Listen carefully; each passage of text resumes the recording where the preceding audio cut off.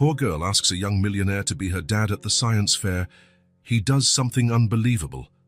The school bell rang loudly, echoing across the playground as it always did at 3 in the afternoon. Lila adjusted the pink backpack on her small shoulders and joined the crowd of children running towards the gate. "My dad is going to teach me how to make glow-in-the-dark slime," shouted Emma, running beside her. "Mine said we're going to build a bottle rocket," replied Marcus, making excited gestures with his hands. Lila slowed her pace. Whenever her classmates talked about their fathers, she felt a tightness in her chest. It was as if everyone had something magical that she could never have. "What about you, Lila? What are you going to do for the science fair?" asked Tommy, stopping next to her. Lila turned red. I don't know yet." "Didn't your dad give you any ideas?" The question echoed in her head like a broken bell. Lila stopped walking completely. "I don't have a dad," she said softly. Tommy's mouth opened, clearly unsure of what to say. "Oh, sorry." He ran off to find his mother, leaving Lila alone in the middle of the rapidly emptying playground. She stood there, watching the other children jump into their father's arms, telling them about their day at school, laughing, being lifted into the air. Everyone had someone, except her. Lila left the school slowly, knowing her grandmother Ruth wouldn't arrive for another 20 minutes. It was always like this. Ruth worked at the grocery store until 3:30. So Lila waited at the small park across from the school. But today she didn't want to sit on the swings as she always did. Today she wanted to walk. The streets around the school were busy at this time. Cars pulled over to pick up children. Mothers chatted on the sidewalk. Fathers carried backpacks and lunch boxes. Lila walked without direction, just wanting to get away from the activity that made her feel even more alone. That's when she saw the man. He was sitting at a table in the corner cafe, alone, sketching in a large notebook.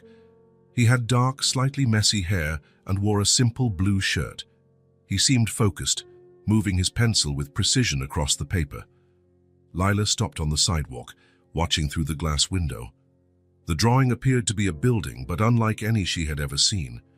It had curved shapes and large windows that seemed to smile. The man looked up from the paper and saw her standing outside. He gave a gentle wave and returned to his drawing. Lila stood there for a few minutes, just watching.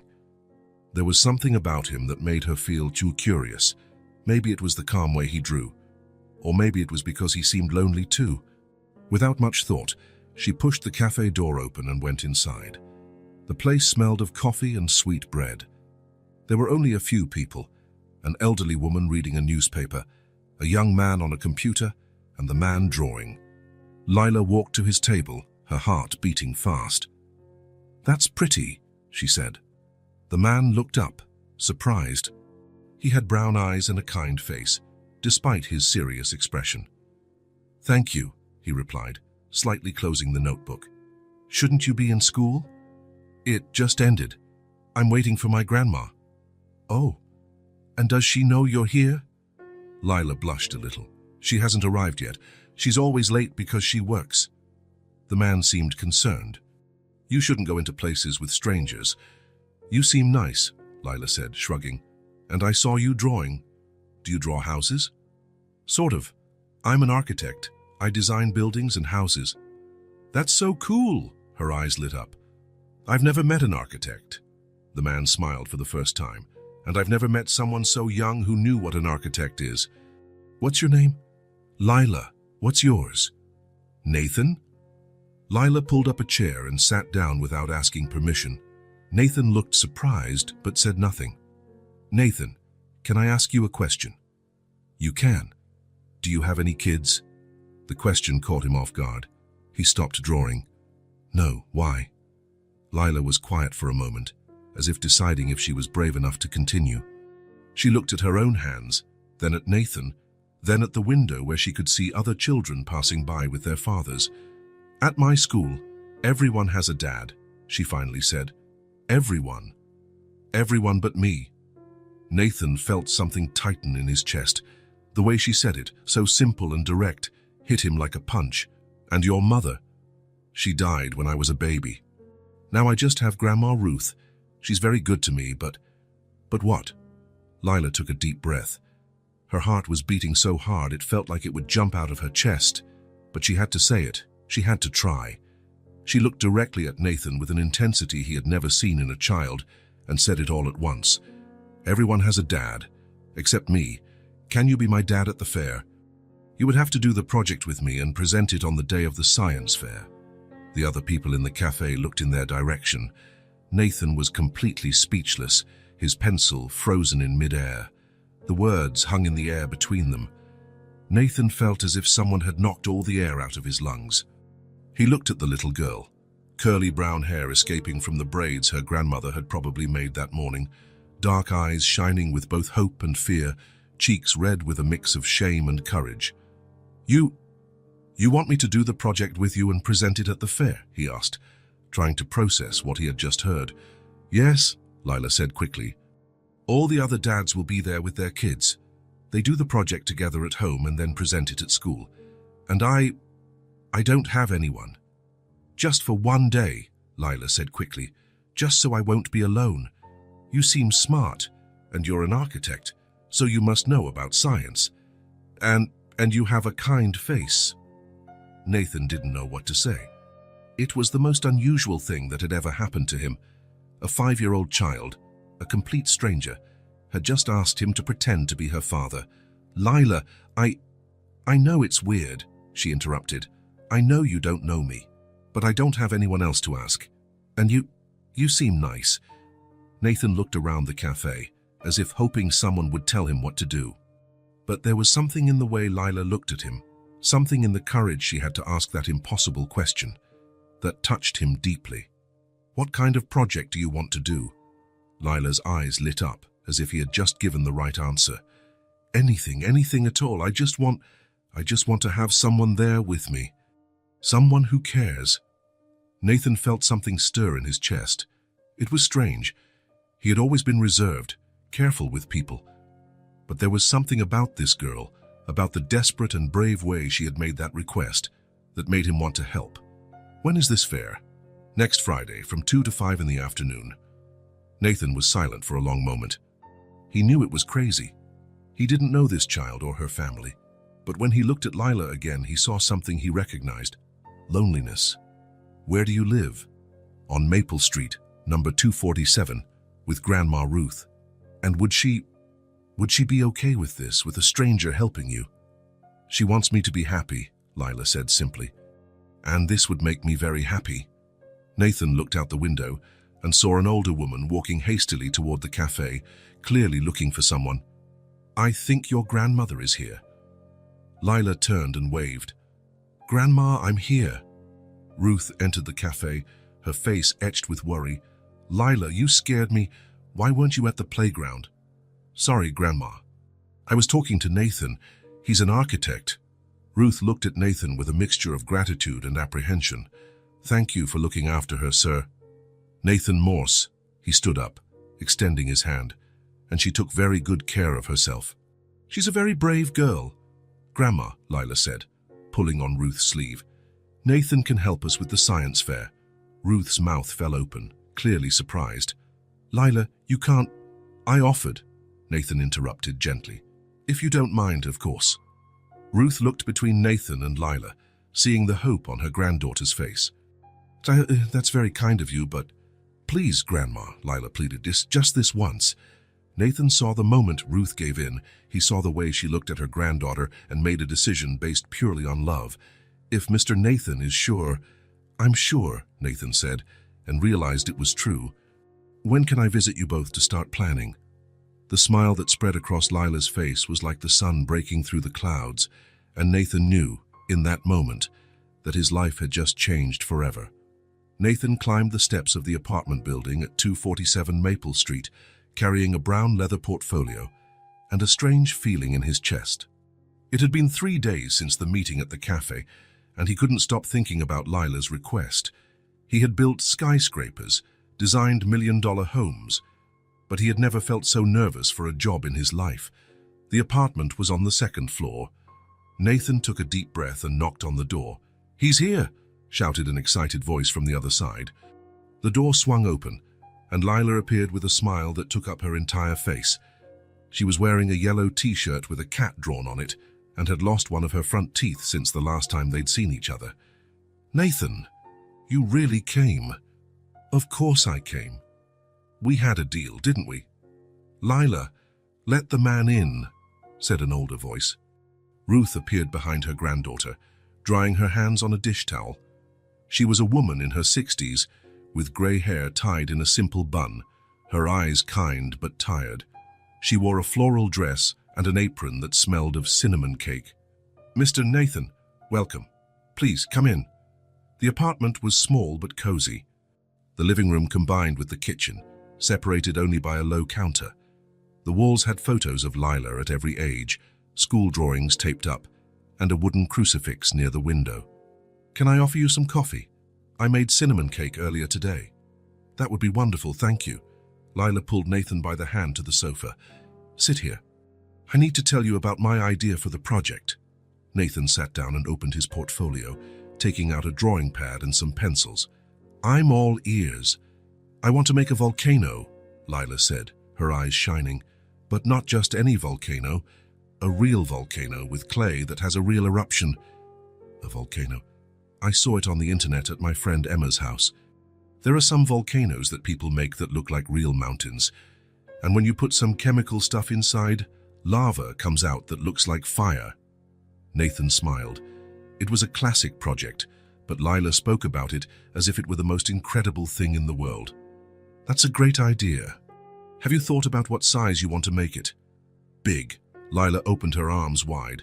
"Really big, so everyone can see it from far away."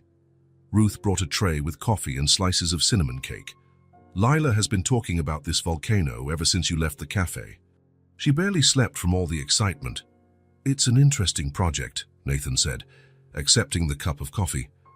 "May I ask what you do for a living, Ruth?" "I work at the local grocery store in the deli and dairy section. Nothing too fancy, but it pays the bills."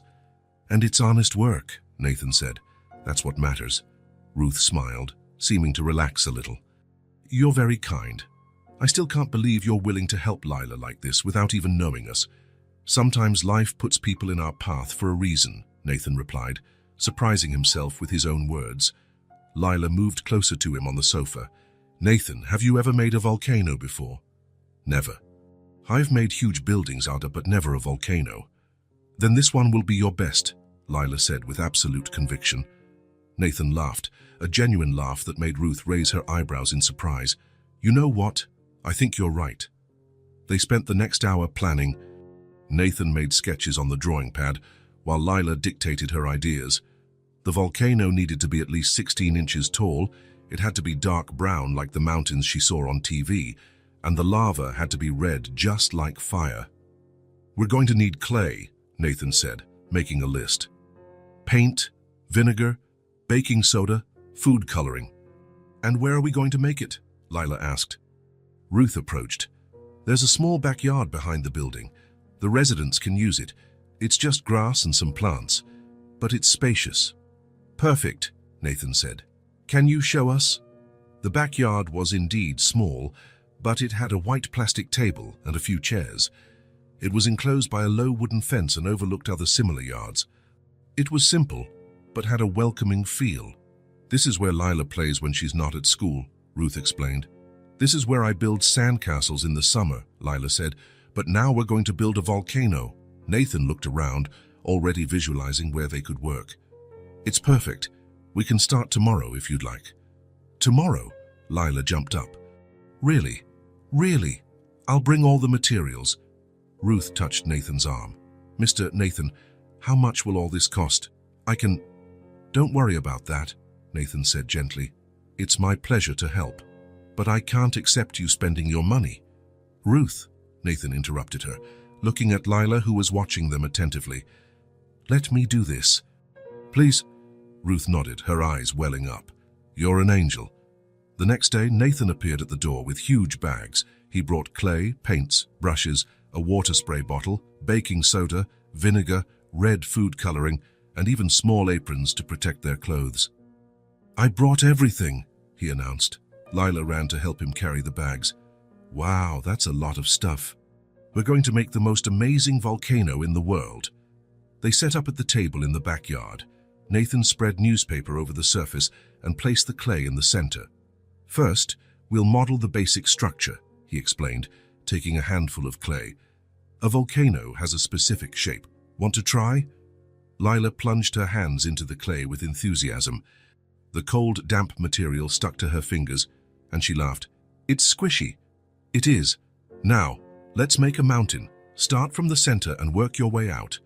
They worked side by side, Nathan guiding Lila's small hands as they molded the base of the volcano.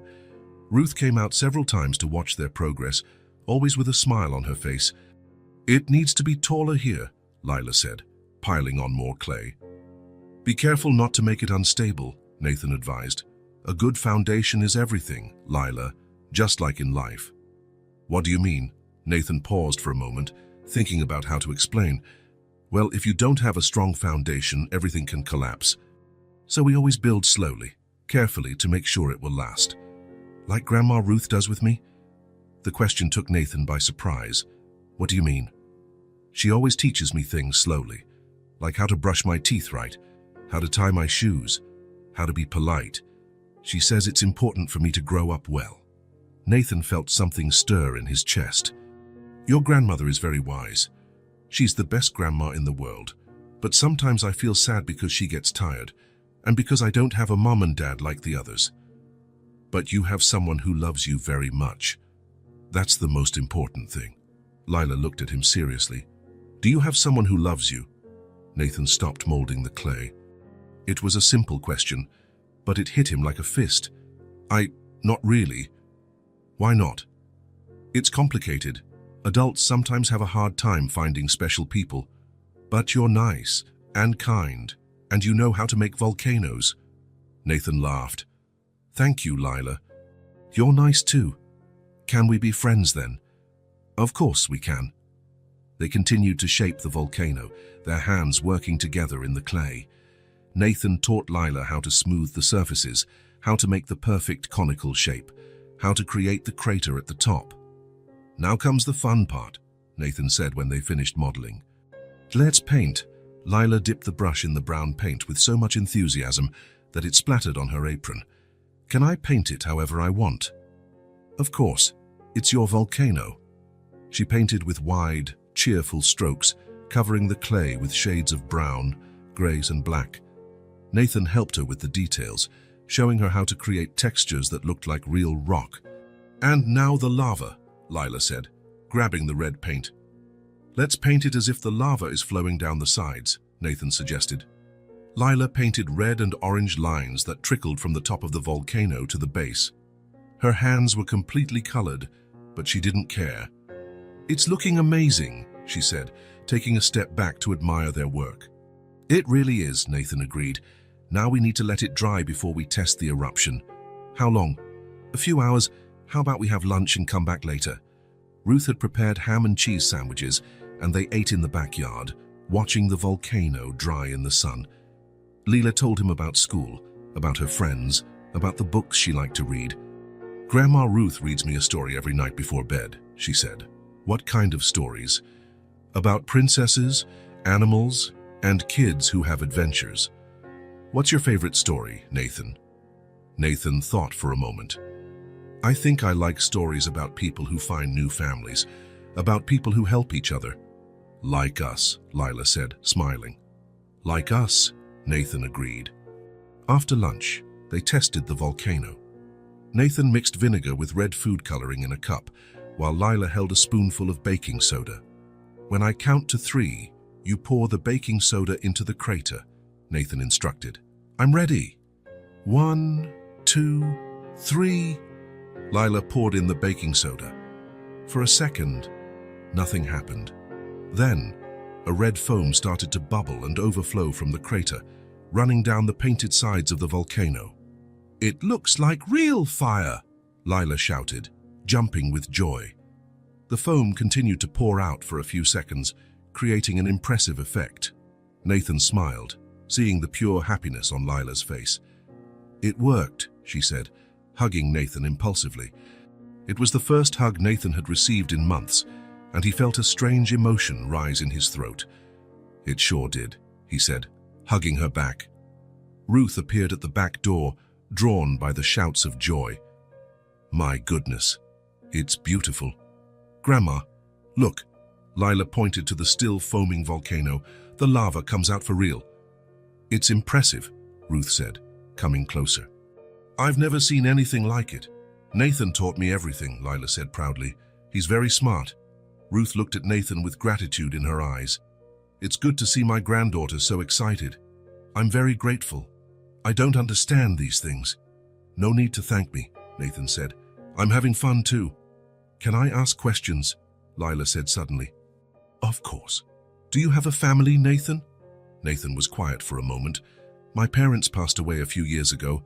I don't have any siblings, so... No, I don't have a family.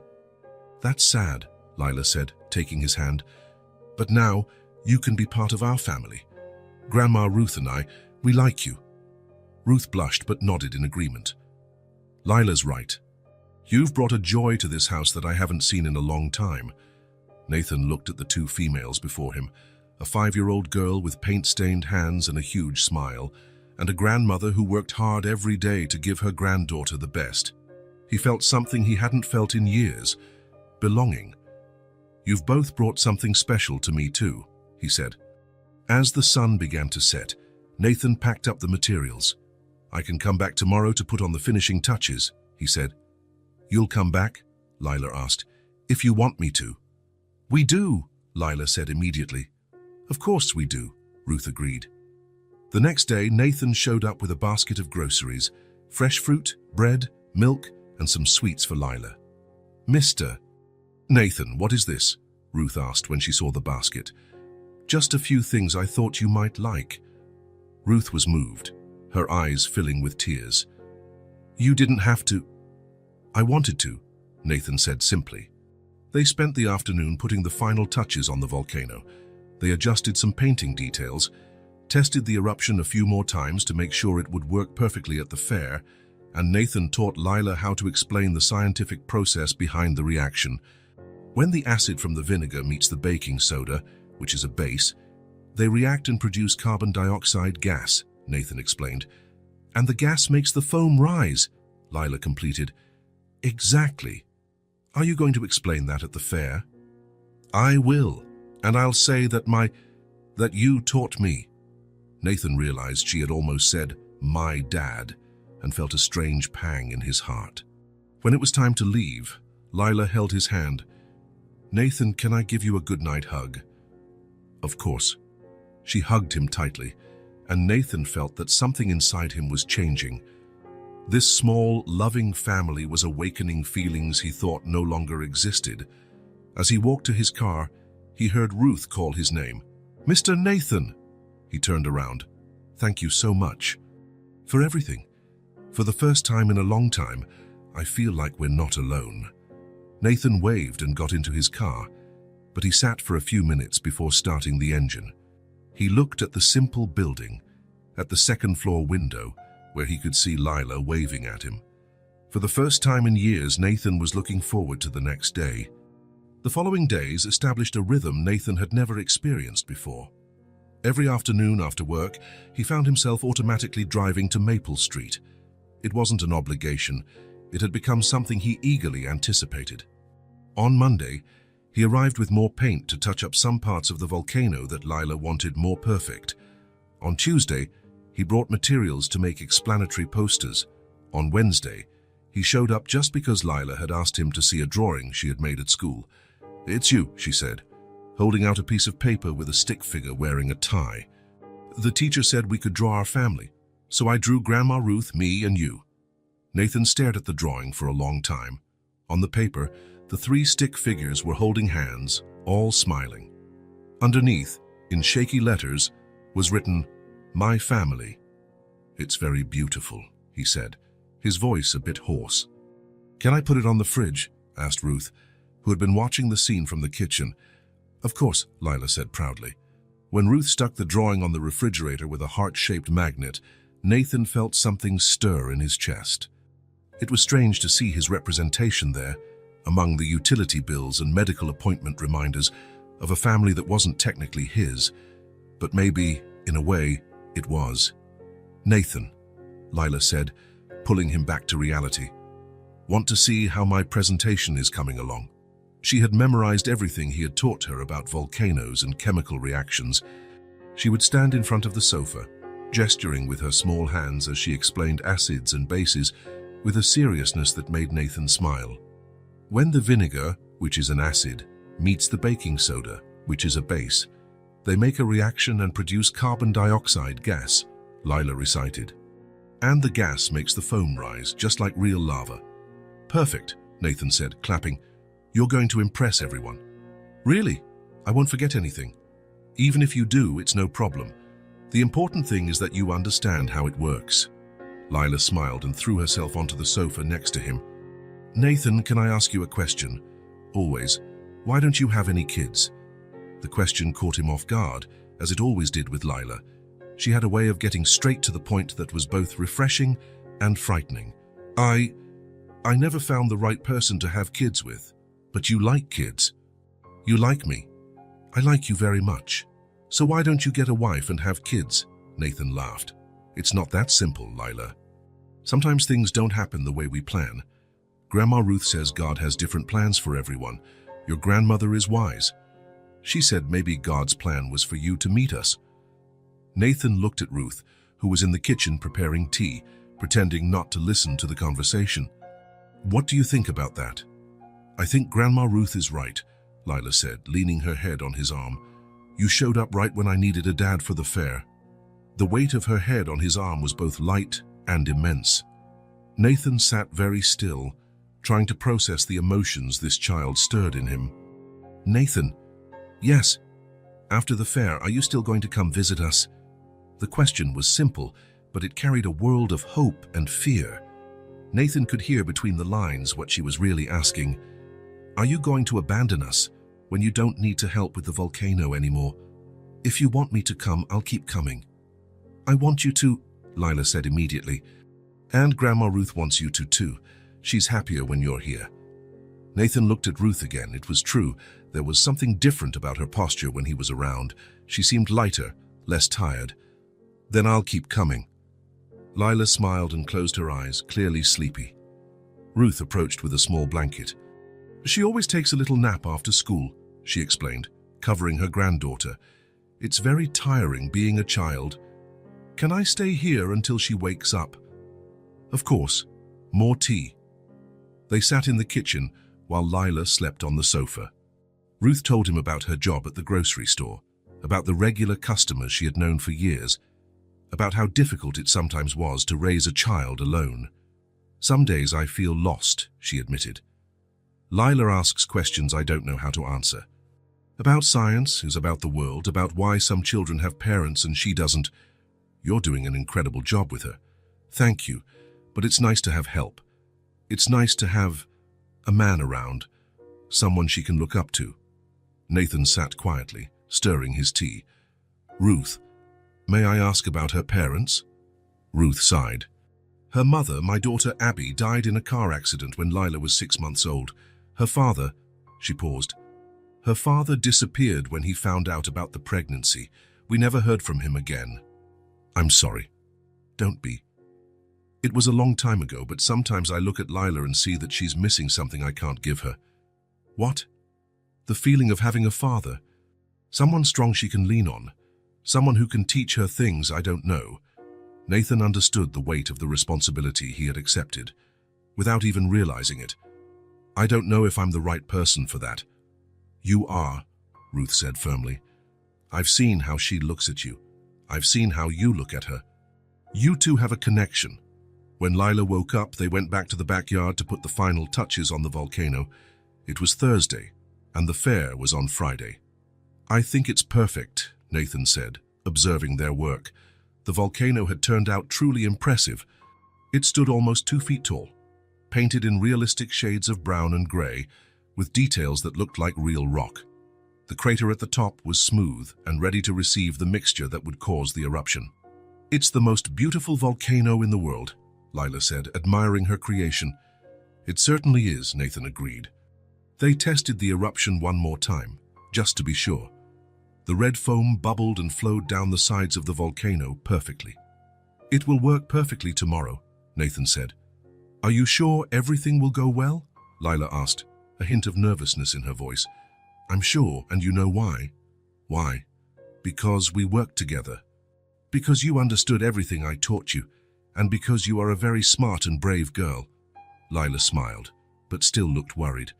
"What if I forget something when I'm talking? Then I'll be right there by your side to remind you." "Promise." "I promise." That night, Nathan stayed for dinner. Ruth had made spaghetti with tomato sauce and meatballs, and they ate in the backyard, watching the volcano that would soon be presented to the whole school. "Nathan," Lila said in the middle of dinner, "can I tell you a secret?" "You can." "I was pretending you were my real dad." Nathan choked a little on his food. "Pretending?"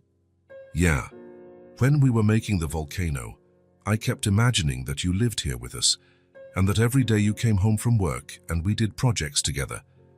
Nathan looked at Ruth, who was clearly moved. "And what was that imagination like?" "It was nice. We had dinner together every day. You helped me with my homework, and on weekends we went to the park. And I could call you Dad in front of my friends." The simplicity with which she described this alternate life made Nathan's heart ache. "That would be a good life," he said. "It would be the best life in the world." After dinner, they sat in the living room to watch TV. Lila settled between Nathan and Ruth on the sofa, her head resting on his shoulder. "Nathan?" "Yes?" "When I grow up, can I be an architect like you?" "Of course you can. You've already shown you have a talent for building things." "And can we work together?" "It would be an honor to work with you." Lila smiled and closed her eyes. In a few minutes, she was fast asleep. "She's exhausted," whispered Ruth. "All this excitement for the fair. It's normal to be nervous." "She's not just nervous, she's happy. For the first time since she came to live with me, she has something to look forward to." Nathan looked at the child sleeping in his arms. Her brown hair was messy, and she had an expression of complete peace on her face. "Ruth, can I say something?" "Of course." "When Lila asked me to be her dad for the fair, I thought it would just be a simple favor, helping a child with a school project. And now," Nathan was quiet for a moment, "now I think this is the most important project I've ever done." Ruth smiled, her eyes shining. "She changed something in you too, didn't she?" "She changed everything," Nathan admitted. "My whole life was work, projects, meetings, deadlines. But here, with you two, I find a simplicity I never had. And we found someone who cares about us." Nathan carried Lila to her room, where Ruth put her to bed without waking her. She murmured something about volcanoes in her sleep, making both adults smile. "Good night, my flower," Ruth whispered, kissing her granddaughter's forehead. Nathan stood at the door for a moment, watching Lila sleep. It was strange how this child had become so important to him in such a short time. "Nathan," Ruth said when they returned to the living room, "can I ask you a personal question?" "Of course." "Do you regret agreeing to help Lila?" "Never." "Why?" "Because I know this has changed your routine. I know you have your own life, your own problems." Nathan sat on the sofa. "Ruth, do you want me to be honest?" "Always. I didn't have a life before I met you two. I just had work. I'd come home to an empty apartment, eat a frozen dinner, watch TV alone and then go to sleep. On weekends, I'd work more. And now? Now I have something to look forward to every day. I have people who care if I show up or not. I have a child who draws me as part of her family." Ruth smiled. "Then we are the ones who should be thanking you. I think we help each other." On Friday morning, Nathan arrived early with a new red t-shirt. "He's here!" shouted Lila, running to the door. She was also wearing a red t-shirt, and her hair was tied in 2 pigtails with red bands. "We're matching," said Nathan, opening his arms. "Identical," said Lila, jumping up to hug him. Ruth appeared from the kitchen, smoothing her own blue dress. "You two look beautiful. I'm going to get the camera." She took several pictures of Nathan and Lila next to the volcano, then insisted that Nathan hold Lila in his arms for a few more photos. "To keep as a memory," Ruth explained. When it was time to leave for school, Lila got nervous. "What if it goes wrong? What if the volcano doesn't work?" "It will work," said Nathan, kneeling in front of her. "And even if it doesn't, it's okay. The important thing is that you did your best. Will you stay by my side the whole time? The whole time. Even when the other dads are there. Especially when the other dads are there." Ruth came over and affectionately straightened her granddaughter's hair, running her fingers through the pigtails to make sure they were perfectly aligned. "Ready, my princess. Grandma, are you going to the fair too?" "Of course I am. I wouldn't miss it for the world." As they were about to leave, Ruth pulled Nathan aside. "She's never had someone like this by her side," she said, her voice filled with emotion. "Someone who is so dedicated, who cares so much. She deserves to have someone like that. Thank you. For everything. For showing up in her life at the right moment." Nathan looked at Lila, who was checking to make sure the volcano was securely packed in its box. "I think she's the one who showed up in my life at the right moment." Ruth smiled and touched his arm. "Then you were made for each other. Let's go," Lila shouted from the door. "The fair is tomorrow." "Today, Lila," Ruth corrected, laughing. "The fair is today." "The fair is today," Lila corrected, even more excited. "You're coming with me, right, Nathan?" "Of course," Nathan replied, picking up the box with the volcano. "And we'll wear red shirts to match the lava." Lila jumped for joy and held his hand. "This is going to be the best day of my life." As they walked to the car, Nathan realized it might be the best day of his life too. In just a few days, this brave child and her loving grandmother had completely changed his perspective on what really mattered in life. And it had all started with an unusual request from a 5-year-old girl who just wanted to have a dad at the science fair. The school gymnasium was transformed. Tables scattered everywhere displayed projects of all colors and sizes. There were robots made of cardboard, miniature gardens, experiments with crystals, and even a model of the solar system that spun when you pressed a button. Lila held Nathan's hand so tightly that he could feel her nervousness through her small fingers.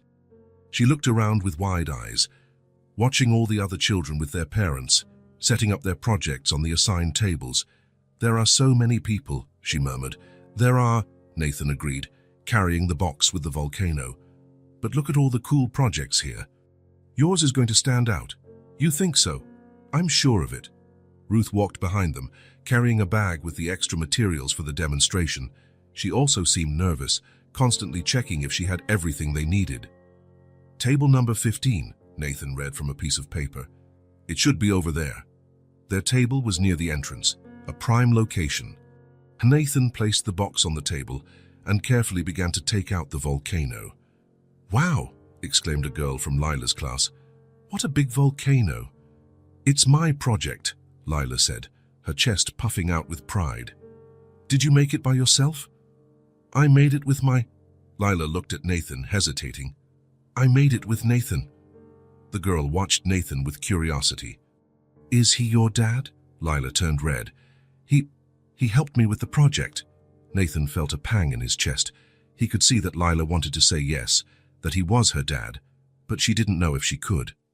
"Lila did most of the work," Nathan said, placing a hand on her shoulder. "I just helped with a few tips." The girl nodded and ran off to show her own project to her parents. "Nathan," Lila whispered, "can I call you Dad today?" The question caught him completely off guard. He looked at Ruth, who had overheard and was watching him with expectation. "If that's what you want," he said finally. The smile that spread across Lila's face was worth any embarrassment Nathan might feel. "It's what I want most in the world." They spent the next few minutes arranging the display.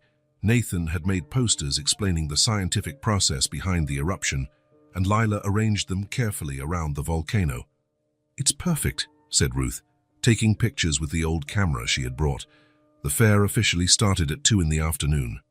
The first visitors were family members, parents, grandparents, younger siblings. Lila stood beside the volcano, her hands trembling slightly. "I'm nervous," she admitted. Nathan knelt beside her. "It's normal to be nervous, but do you remember what I told you?" "What?" "Let's have fun. It was really great doing this project with you. I'm sure they'll love it." Lila took a deep breath and nodded. "Can I hold your hand when I present?" "Of course." The first visitors approached. It was a family with a small child in their arms. "Hi," said the mother, smiling. Is this volcano yours? It is, said Lila, her voice still a little shaky. I want to see how it works. We'd love to. Lila began her presentation, explaining how she had molded the volcano with clay, how she had chosen the colors to make it look like a real mountain, and how the chemical reaction worked. When the vinegar, which is an acid, trace meets the baking soda, which is a base, they cause a reaction and produce carbon dioxide gas, she said, gaining confidence with every word. Very smart, said the father. And who taught you that? My dad, Lila said without hesitation, looking at Nathan. Nathan felt his heart skip a beat. Can I see the eruption? Asked the small child. Of course. Lila grabbed the vinegar and baking soda. Dad, can you help me?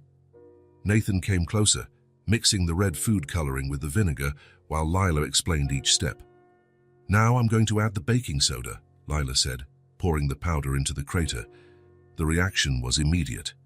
The red foam bubbled and began to flow down the sides of the volcano, creating an impressive visual effect. Wow, shouted the small child, clapping. Incredible, said the mother. Congratulations, dear. It turned out beautiful. When the family moved away, more people approached. Word was spreading, and Lila's table was attracting a small crowd. How did you make it look so realistic? Asked an older boy. I used real clay and painted it with mountain colors, Lila explained, and my dad taught me about texture and shading. Every time she said, my dad, Nathan felt a strange emotion. It was both comforting and frightening. Lila, whispered Ruth during a break, you are doing wonderfully. I'm enjoying it, said Lila, her eyes shining. It's fun explaining it to people.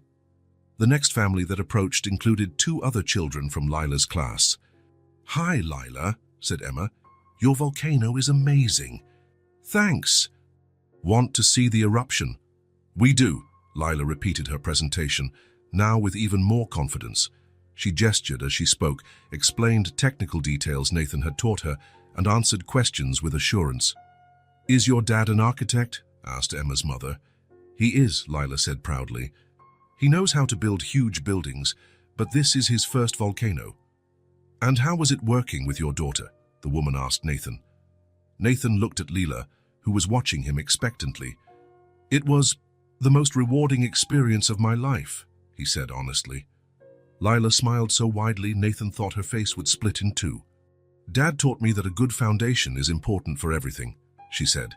In construction and in life. The woman seemed touched by the response. How lovely. You 2 make quite a team. As the afternoon went on, more and more people stopped at their table. The volcano was clearly one of the most impressive projects at the fair, and Lila was blooming with all the positive attention. This is my grandma Ruth, she introduced when a teacher approached. And this is my dad, Nathan. They helped me make the best volcano in the world. It really is very impressive, said the teacher. Lila, can you explain the scientific process again? Lila gave her presentation for the 10th time that afternoon, each time more fluent and confident. Nathan felt incredibly proud. She's a very special child, the teacher commented to Nathan. You must be very proud. We are, Nathan said, realizing he wasn't lying. At 4 o'clock, the fair's judges began to circulate, observing all the projects and taking notes. There were 3 adults with clipboards, including the school principal. When they arrived at Lila's table, she was ready. Good afternoon, said the principal. Is this your project? It is. I made a volcano that really erupts. Want to see? We would love to. Lila gave her best presentation yet. She explained the entire process, from molding the clay to the chemical reaction that caused the eruption. She demonstrated the experiment flawlessly and answered all the judges' questions with intelligence and enthusiasm. Very impressive, said one of the judges. How old are you? 5. 5? And you understand all this chemistry? My dad taught me, Lila said, looking at Nathan with adoration. He's very smart. The judges made a few more notes and moved on to the next table. How do you think it went? Lila asked, nervous again. I think you were perfect, Nathan said. Really? Really, I'm very proud of you. I'm proud of me too, Lila said, smiling. At 5 o'clock, It was time to announce the winners. All the families gathered in the center of the gym as the principal stood on a small platform. "Good afternoon, families," he began. "We were impressed by the quality of the projects presented today. All the children showed incredible dedication and creativity." Lila squeezed Nathan's hand tightly. "We'll start with some honorable mentions," the principal continued. He announced several projects, and Lila clapped politely for each one, though she was clearly nervous. "Now for the main prizes. The award for Best Scientific Project goes to—" Nathan felt Lila hold her breath. "Marcus Thompson, for his peat bottle rocket." Marcus ran forward with his father, and everyone applauded. "The award for Best Presentation goes to Emma Rodriguez for her crystal garden." Emma went up to the platform with her mother, beaming. Lila started to look disappointed. "And finally," said the principal, "the Creativity Award for the project that most impressed the judges with its originality and execution." The gymnasium fell completely silent. Lila Santos for her scientific volcano. For a second, Lila was frozen. Then she shouted with joy and jumped on the spot. "I won! I won!" Nathan scooped her up, and she hugged him tightly. "We won!" she yelled in his ear. "Dad, we won!" They walked to the platform together. The principal handed Lila a beautiful certificate and a small bronze plaque. "Congratulations, Lila," he said. "Your project was exceptional, and congratulations to you as well," he said to Nathan. "It's good to see a father so involved in his daughter's education." Nathan nodded, not correcting him.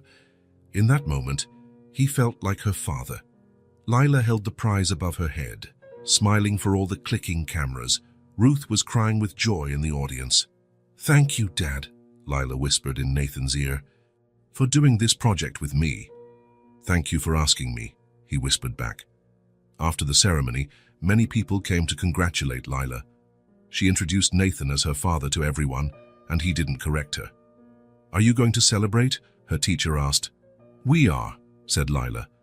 "We're going to the park for popcorn and ice cream." "What a perfect plan," the teacher smiled. As they were leaving the school, Lila was still carrying her prize as if it were the most precious treasure in the world. "Can I keep this in my room?" she asked. "Of course," said Ruth. "We'll put it on a special shelf." The park was 2 blocks from the school. It was a simple place, with a few pieces of playground equipment, benches scattered on the grass, and a popcorn and ice cream vendor with a colorful cart. "I want sweet popcorn," said Lila, running ahead. Nathan bought sweet popcorn for her and chocolate ice cream for everyone. They sat on a bench under a large tree, watching other children play on the equipment. "Tell me again how it was when they said my name," Lila requested. "Well, the principal said, 'The Creativity Award goes to Lila Santos.'" Nathan imitated the principal's voice.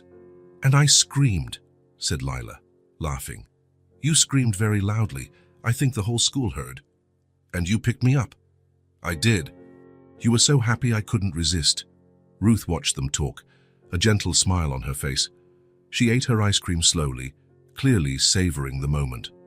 "Grandma Ruth, did you see when I explained about acids and bases?" Lila asked. "I did. My flower. You were brilliant." "Nathan taught me everything. He's the best teacher in the world." Nathan felt his chest warm. "You're the best student in the world." They stayed at the park for over an hour. Lila played on the slide, swung on the monkey bars, and insisted that Nathan push her on the swing. "Higher!" she shouted, laughing. "Not too high," Ruth warned. "Be careful not to fall." "Nathan won't let me fall, right, Dad?" "Never," Nathan promised. As the sun began to set, they decided to head home. Lila was tired but still euphoric, talking non-stop about the fair. "Tomorrow I'm going to take the prize to show at school," she said. "And I'm going to tell everyone that my dad helped me make the best volcano." Nathan and Ruth exchanged a look. They both knew this situation couldn't last forever, but neither of them wanted to be the first to bring it up. "Nathan," Lila said suddenly, "can I ask you something?" "Always." "Did you like being my dad today?" The question was simple, but heavy with meaning. Nathan stopped walking. "I liked it very much." "Really? It wasn't just pretend." "It wasn't pretend. It was real." Lila stopped and held his hand with both of her small ones. "This was the best day in the world," she said, looking directly into his eyes. Nathan knelt on the sidewalk, getting down to her level. "For me too." "Really? The best day of your life?"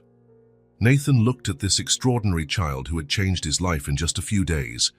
He looked at Ruth, who was watching the scene with tears in her eyes. He thought about how he felt when Lila called him Dad, when she introduced him to other people, when they won the prize together. "Really?" he said. "The best day of my life." Lila hugged him tightly, and Nathan felt that something inside him had changed forever. It was no longer just a favor for a lonely child. It was something much bigger than that. It was love. Ruth approached and touched his shoulder. "Thank you," she whispered, "for giving her this day." Nathan stood up, still holding Lila's hand. "Thank you for letting me be a part of it." As they walked home, Lila swung the prize in her free hand and hummed softly. Ruth walked slowly, watching the two of them ahead of her. "Nathan," Lila said. "Yes? Can I keep calling you Dad?" Nathan felt his heart tighten. It was a question he didn't know how to answer. "Let's talk about that at home, okay?" "Okay," Lila said, confident. "But I hope the answer is yes." Nathan smiled silently, his heart full of an emotion he didn't know he was capable of feeling. For the first time in his life, he understood what it meant to be truly needed by someone, and it was the most incredible feeling in the world. It was a warm Saturday night. Lila had fallen asleep on the sofa after a full day of playing in the yard. The prize from the fair still clutched to her chest. Nathan carried her to her room, where Ruth put her to bed with her usual care. "She won't let go of that prize," Ruth whispered, smiling as she adjusted the blanket. "She's slept with it every night since the fair. It's an important moment for her," Nathan said, watching Lila sleep. "The first prize of her life? The first of many, I'm sure." They returned to the living room, where Ruth prepared tea. The house was quiet, just the distant sound of traffic outside and the ticking of the kitchen clock. It was in these quiet moments that Nathan felt most comfortable, asking the questions that had been circling his mind. "Ruth," he began, stirring his tea, "can I ask about Lila's parents?" Ruth was quiet for a moment, as if deciding how much to tell. "What do you want to know?" "Everything. She's an incredible child, and I feel like part of her life now. I'd like to understand her story better." Ruth sighed and settled more comfortably in her armchair. "It's a sad story, Nathan. Are you sure you want to hear it?" "I'm sure. Lila is my daughter Abby's child, Abigail. She was my only child." Nathan noticed she spoke in the past tense and felt a tightness in his chest. Abby died when Lila was 6 months old. A car accident on a rainy night. She was coming home from work. "I'm sorry. Thank you. It was the worst moment of my life. Losing a child is something no mother should ever go through." Nathan remained quiet, giving Ruth space to continue. "Abby was so young. She was only 20 when she got pregnant. Still a girl full of dreams and plans? And Lila's father?" Ruth's face hardened slightly. "Her father vanished when he found out about the pregnancy. Just disappeared. We never heard from him again." "What do you mean, vanished?" "Abby was in her 3rd year of college. She met this guy, fell head over heels. When she found out she was pregnant, she told him all happy, thinking they would build a family together." Ruth paused to take a sip of tea, clearly emotional. "And what happened?" "He said he was too young to be a father, that he had other plans. The next day, he had changed his major and never showed up again." Abby was devastated. Nathan felt anger rise in his chest. How could someone abandon a pregnant person like that? What a coward. Abby thought about dropping out of college, but I convinced her to continue. I told her we would raise the baby together, that everything would be okay. And you did. We did. Abby was a wonderful mother, even being so young. She worked part-time, studied at night, and took care of Lila during the day. I helped when I could. Nathan tried to imagine how difficult it must have been for a 20-year-old girl to raise a daughter alone. "What was his name?" Ruth hesitated. "Marcus Wheeler. But please, Nathan, never go looking for him." I don't want him showing up in Lila's life after all this time. Nathan nodded, but stored the name in his memory. Do you have pictures of Abby? Lila has so few of your features. She must take after her father more. I have some pictures. Yes. Do you want to see? If you don't mind. Ruth stood up and went to an old piece of furniture in the living room. She opened a drawer and took out a worn photo album. I don't look at these photos much. It's too painful. She sat next to Nathan on the sofa and opened the album. The first pages showed a little girl playing in the yard. This is Abby at 5 years old, the same age as Lila now. Nathan looked at the photo and his heart stopped. The girl in the photo had the exact same smile as Lila, the same bright eyes. She was beautiful. She was just like Lila, full of energy, curious about everything, always asking questions. Ruth turned a few pages, showing photos of Abby growing up. Birthdays, graduations, family moments. This is from her high school graduation, Ruth said, pointing to a photo of a beautiful young woman in a blue dress. Nathan looked at the photo and felt a strange sensation. There was something familiar about that face, those eyes. She was very pretty, he commented. She was, and smart, and always the top student in her class. Ruth continued turning pages until she reached the college photos. This is from her freshman year of college. Nathan looked at the photo and the world stopped around him. It was a picture of Abby with a group of friends, all wearing university t-shirts. She was laughing, her brown hair shining in the sun, her eyes full of life. It was Abby Richards, his Abby Richards from freshman year of college, his girlfriend from years ago before he went to study abroad. Nathan, Ruth said, noticing he had gone very quiet. Are you okay? Nathan couldn't speak. His hands trembled as he held the album. He began, but his voice failed him. What is it? Ruth. What was Abby's maiden name? Richards. Why? Nathan closed his eyes, feeling the world spin around him. Abby Richards, his Abby from his freshman year of business administration, the girl he had dated years ago, before leaving to study abroad. Nathan, you're pale. What happened? He opened his eyes and looked at Ruth. I knew Abby. What do you mean you knew her? In college, many years ago. We dated. Ruth was surprised but not alarmed. Really? When was this? In her freshman year of college. I was a junior. We dated for a few months. And what happened? I won a scholarship to study abroad. I would be away for 2 years. We were very young, so we decided to break up. She went on with her life. I went on with mine. Ruth nodded, seeming to understand. What an incredible coincidence. It is. I never saw her again after I came back. I heard she had graduated, but we lost touch completely. Nathan looked at the photos in the album again. Now it all made sense. Why Lila seemed familiar. Why he felt so connected to her. That's why Lila reminds me of someone. She has Abby's eyes, the same smile. She really does. People always commented on how much they looked alike. Nathan felt strange. It was as if fate had conspired to place him in Lila's life. Ruth, this doesn't change anything, you know, right? What do you mean, about Lila? About us? The fact that I dated her mother years ago doesn't change how I feel about her now. And how do you feel? Nathan thought for a moment. I love that girl, as if she were my own daughter. It doesn't matter who her biological father is. It doesn't matter the connection I had with her mother. Lila won my heart all on her own. Ruth smiled, her eyes welling up. She really did win you over. She did. And you too, Ruth. You both have become my family. Ruth took his hand. It's strange how life works, isn't it? You and Abby met years ago. You each went your separate ways, and now fate has brought you to take care of her daughter. Maybe it really is fate. They sat in silence for a few minutes, each lost in their own thoughts. Nathan, Ruth said finally, can I tell you something that worries me? Of course. Ruth took a deep breath. I'm getting older, Nathan. I'm 62. My biggest fear is Lila's future. Why do you worry about that? What if something happens to me? What if I get sick? What if I die? What will happen to her?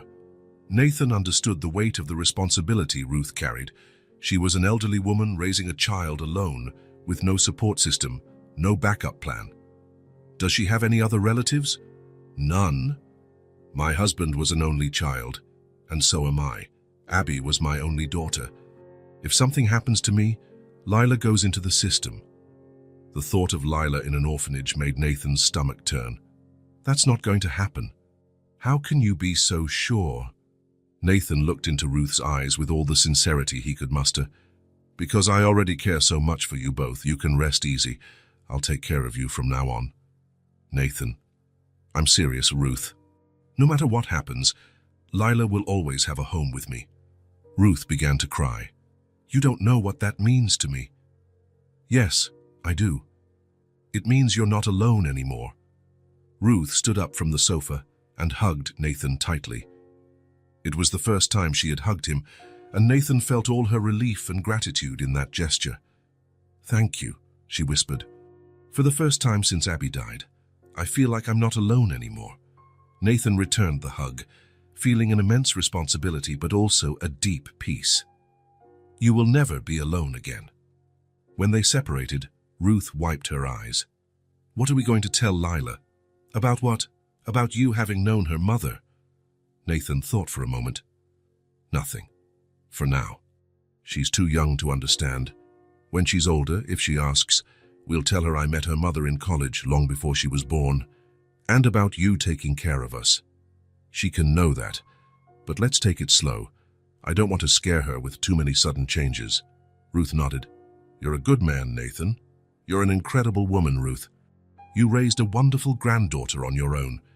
Now I'm not alone anymore, she said, smiling through her tears. Never again, Nathan agreed. They talked late into the night, planning the future, sharing memories of Abby, building the foundations of a family that fate had brought together in an unexpected way. Nathan told her about his days with Abby in college, how smart and determined she was, how she talked about her dreams of having a family one day. Ruth told him about how Abby had matured after her pregnancy, how she had become a dedicated mother in the few months she had with Lila. She would be happy knowing you're taking care of her daughter, Ruth said. I hope so. I'm sure of it. Abby was always a good judge of character. If she liked you back then, it's because you were already special. Nathan smiled, feeling a strange but comforting connection to the past. It's strange to think that maybe I was destined to be here all along.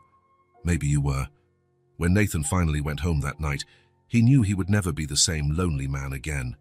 Now he had a family to care for, a purpose that went beyond work, a love that had arrived in the most unexpected way possible. The discovery about Abby didn't change his feelings for Lila. In fact, it strengthened them. It was as if the universe had conspired to bring him back into that family's life when they needed him most. And he was ready to honor that responsibility for the rest of his life. Nathan spent 2 weeks researching. He talked to lawyers, read documents, understood processes. With every consultation, every form he filled out, his determination only grew. It wasn't just an emotional impulse. It was a decision that had matured in his heart since the first day he met Lila. On Thursday afternoon, he was sitting in the office of his lawyer, Mr. Martinez, signing the last papers. Mr. Morse, the lawyer said, organizing the documents. The adoption process can take a few months. We need the formal consent of the legal guardian, which in this case is Mrs. Ruth Santos, and since there is no dispute from the biological father, the process should be relatively simple. How long exactly? Between 4 to 6 months, if all goes well. A social worker will make a few visits, evaluate the living conditions, the financial situation, the relationship with the child. Nathan nodded. He had researched all of this. He was prepared. And after it's approved, Lila will legally be your daughter. You will have all the rights and responsibilities of a father. She can use your last name. You can make medical and educational decisions for her. Nathan felt a shiver of emotion. Lila Morse, his daughter, Lila. Thank you, Mr. Martinez. Congratulations on your decision. It's rare to see someone so determined to do the right thing. Nathan put the papers in his briefcase and drove home. He needed to talk to Ruth first, before telling Lila. It was important for Ruth to understand that this didn't mean he wanted to push her away from her granddaughter. On the contrary, He wanted them both to be a permanent part of his life. He arrived at their apartment at 5 in the afternoon, as he always did. Lila was doing homework at the kitchen table, her tongue sticking out in concentration. "Nathan," she shouted, running to hug him. "Hi, Princess. How was school?" "Good.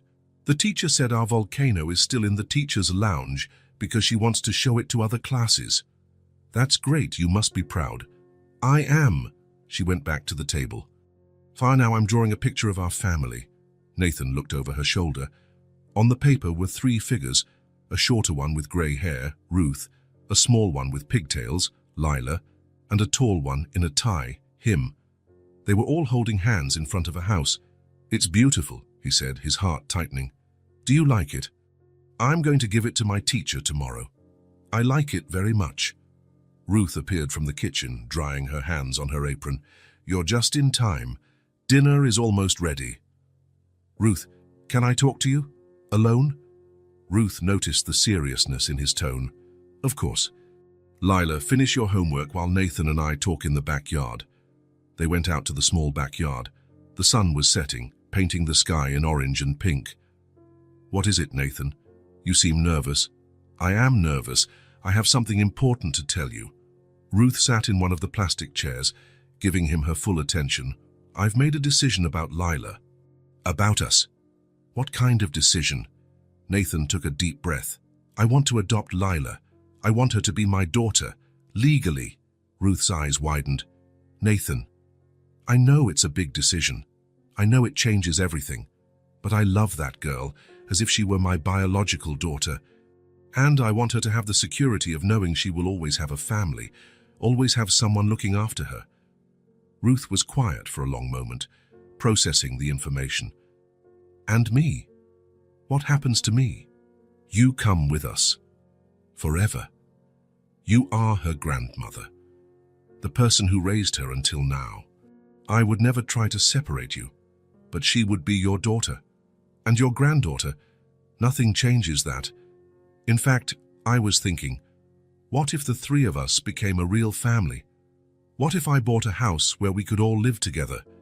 Ruth started to cry. "You would do that. I've already started the adoption process, and I'm already looking for houses. With a yard for Lila to play in, a garden for you to tend, with space for all of us." "Nathan, that's more than I ever dreamed of." "So you agree with the adoption?" "Of course, I agree. You are the best thing that has ever happened to Lila, and to me too." Nathan felt immense relief. "Now we need to tell her. How will you explain it?" "With the truth, that I want to be her real dad, not just for pretend." They went back inside, where Lila had finished her homework and was coloring her family picture. "Lila," Nathan called, "can you come here? I need to talk to you about something important."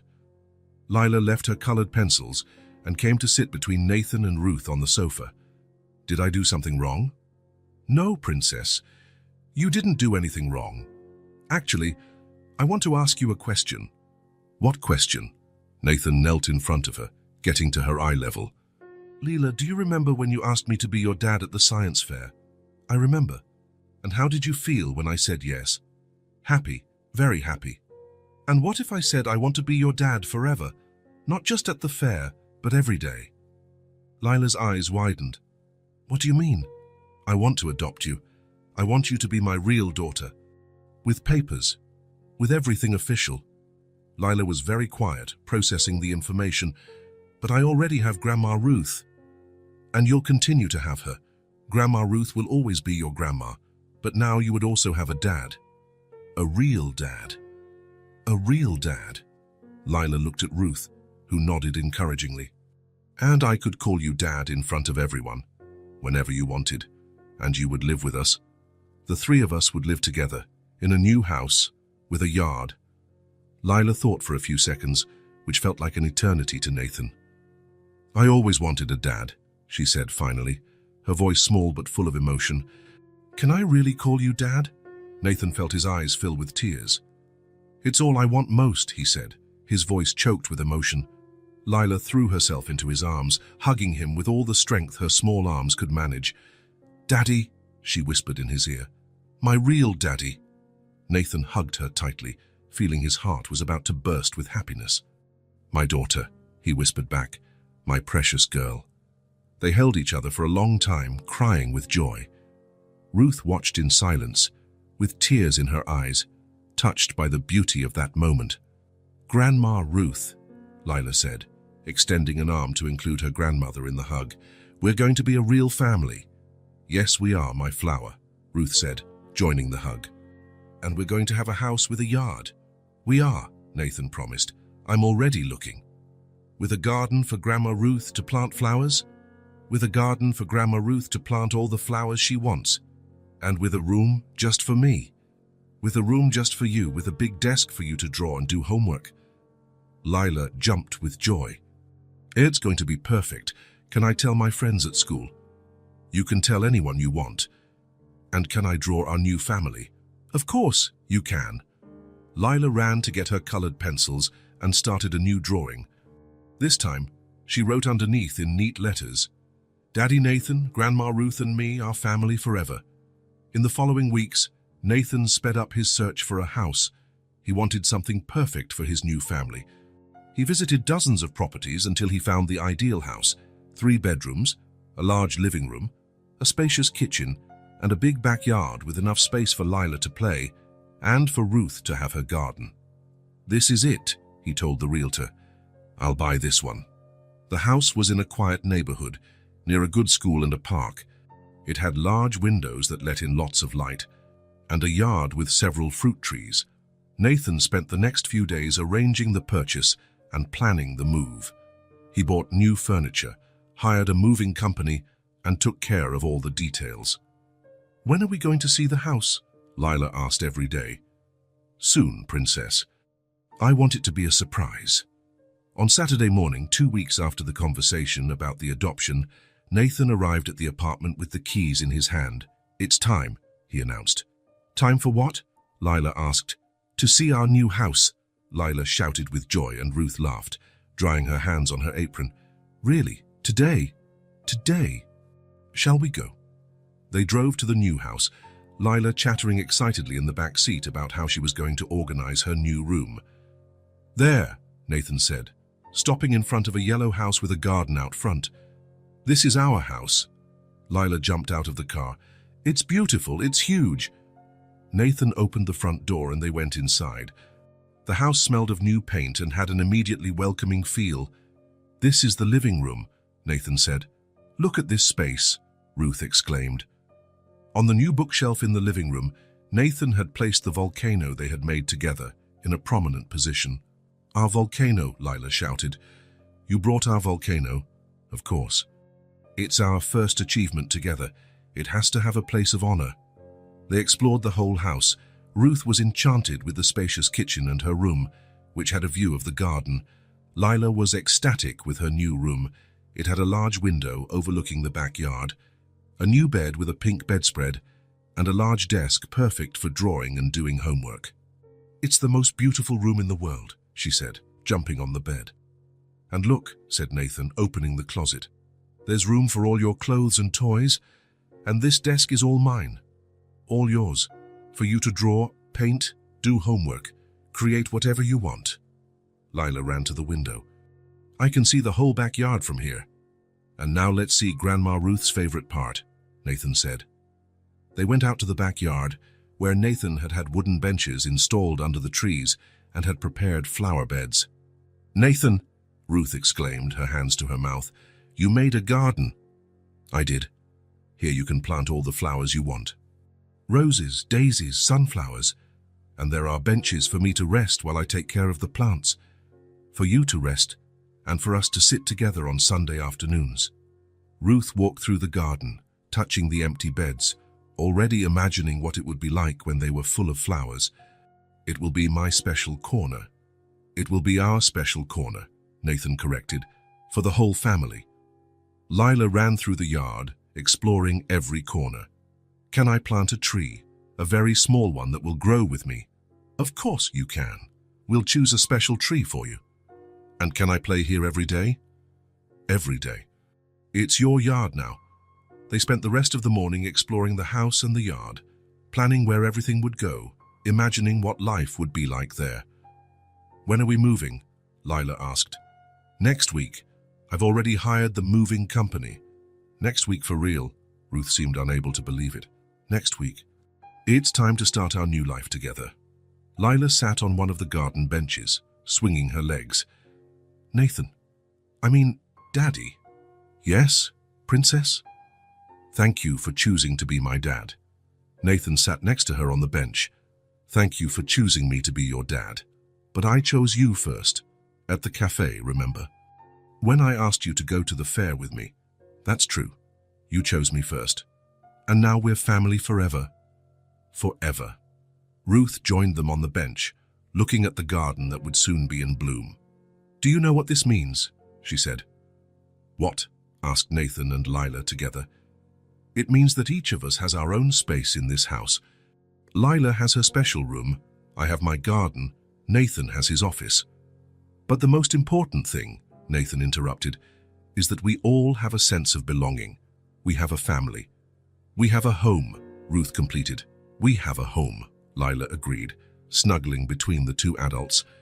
They sat on the bench for a long time, looking at the yard, planning the future, feeling the peace of finally being where they belonged. The volcano on the living room shelf was just the beginning. Now they were going to build a whole life together, brick by brick, moment by moment, with the same care and love they had used to build that first project. Nathan looked at Lila and Ruth, his chosen family, his family of the heart, and knew he had made the best decision of his life. "Welcome home," he said. "Welcome to the family," they replied, almost at the same time. And for the first time in a long time, all three of them felt exactly where they were supposed to be. Home. With family. At peace. The Sunday sun streamed through the large window of Lila's room, creating golden squares on the wooden floor. 3 months had passed since they moved into the new house, and every corner already bore the mark of the family that lived there. Ruth's garden was blooming with daisies and roses, and Lila's room was filled with drawings taped to the walls. Nathan was in the living room organizing some work papers when he heard small footsteps coming down the stairs. Lila appeared carrying a sheet of paper, colored pencils, and a determined expression on her face. "Daddy," she said, approaching the table where he was working. "Hi, Princess, what do you want to do?" Lila placed the paper on the table and held her pencil firmly.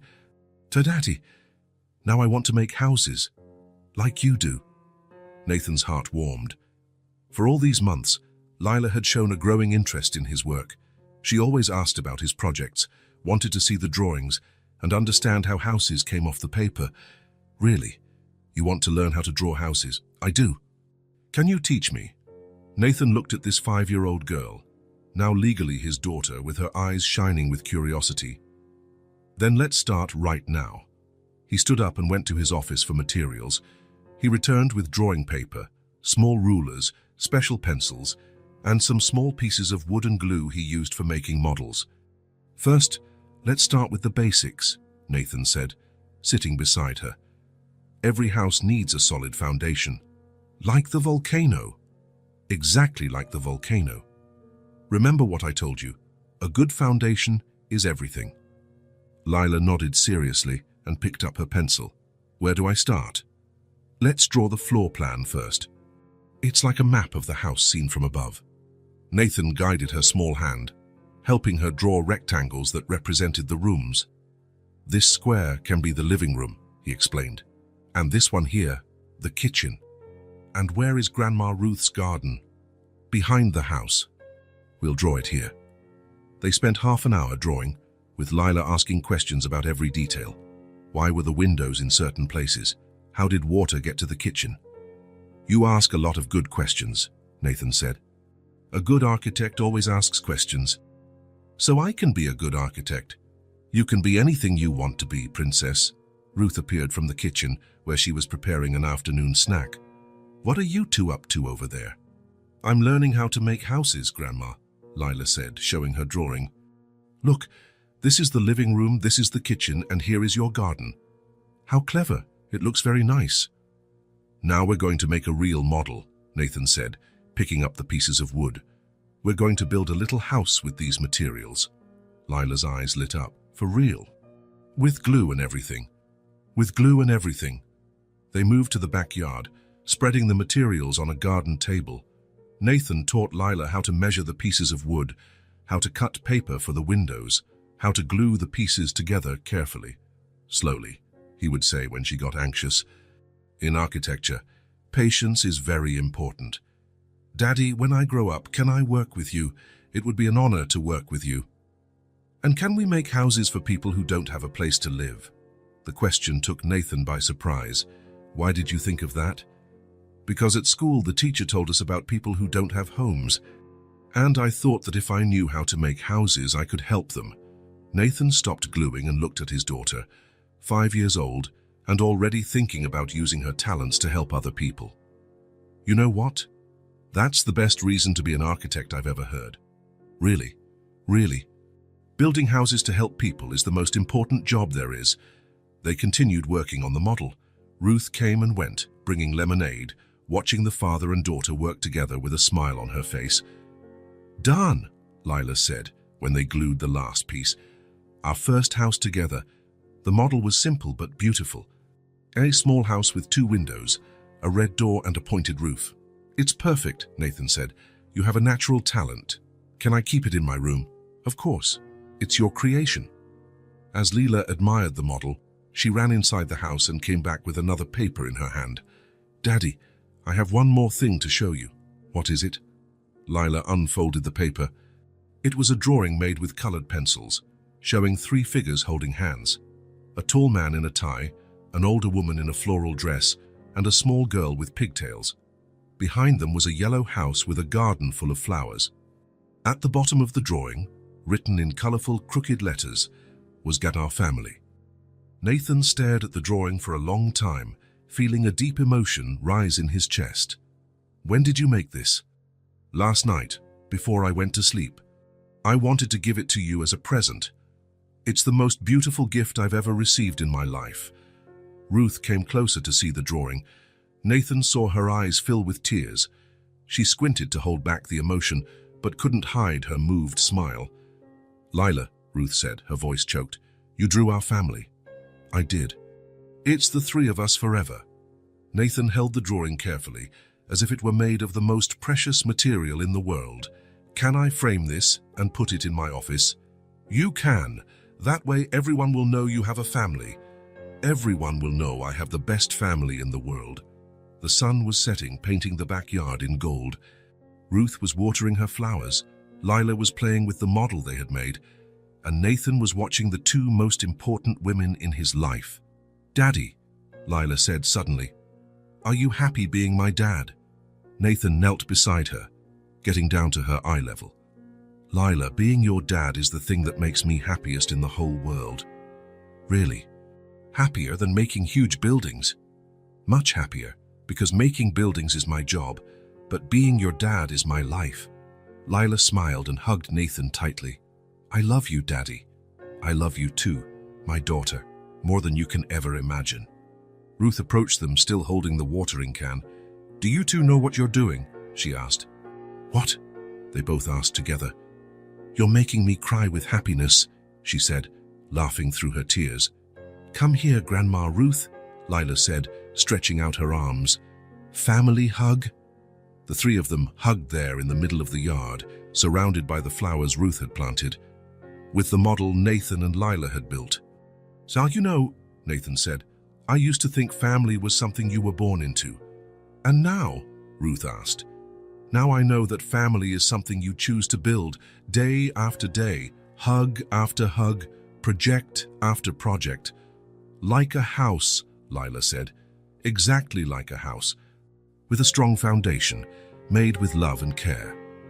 Ruth looked at the blooming garden, at the yellow house she now called home, at the man who had appeared in their lives like an unexpected gift, and at the granddaughter who had had the courage to ask for the impossible.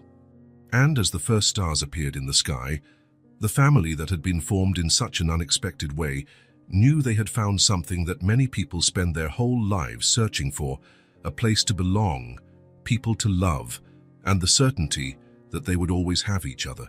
Some families are born ready, others are built one word, one hug, One afternoon,